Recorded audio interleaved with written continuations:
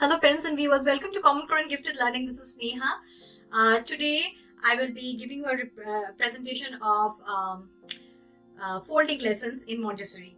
So as I said earlier, I have chosen a couple of lessons, one from practical life and one from math, to represent to you so that you kind of get a hang of like how a Montessori lesson looks like and what are the ways to present it, and so that you can make your own lesson plans at home if you do not have that particular material, or if you're homeschooling, or if you want to teach a kid in a Montessori way. The main objective here is to preach Montessori ways and help any child out there if needed. So let's not waste time and jump in. Montessori folding lessons overview. So the goal of the folding lesson is to teach folding along the lines, neatness, care of the self and the environment, and all the vocabularies we will be using is line and fold.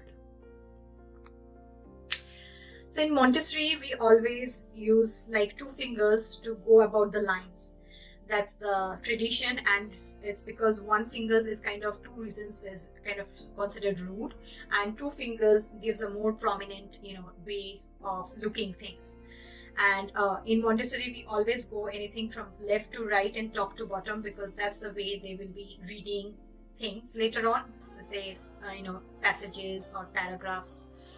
So for this, first we present the lesson, and there are 4 types of folding. One goes horizontally, then goes diagonally, then top to bottom, left to right, and then the cross.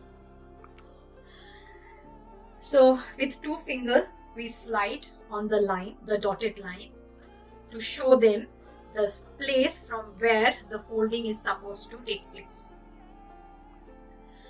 Then we the next step is to fold along the line. The variations will be like folding with paper, which later on can be very handy if they're appearing for COGAT or ITPS, and then folding clothes. Folding clothes like daily laundry clothes or shirt along the line. And sometimes I have seen some teachers for a little bit older kids, they say put lines along along the sleeve or along the place where they want the kids to fold. It's basically giving them like a cue and going from there. So that was the end of our today's lesson. This was the last lesson I was planning to do on Montessori, but if you have any request on a very particular lesson you want me to present and work on, please feel free to comment and I'll be happy to help you. And if this helped you in some way, please like, share and subscribe my channel and help it to grow. See you next time. Bye bye.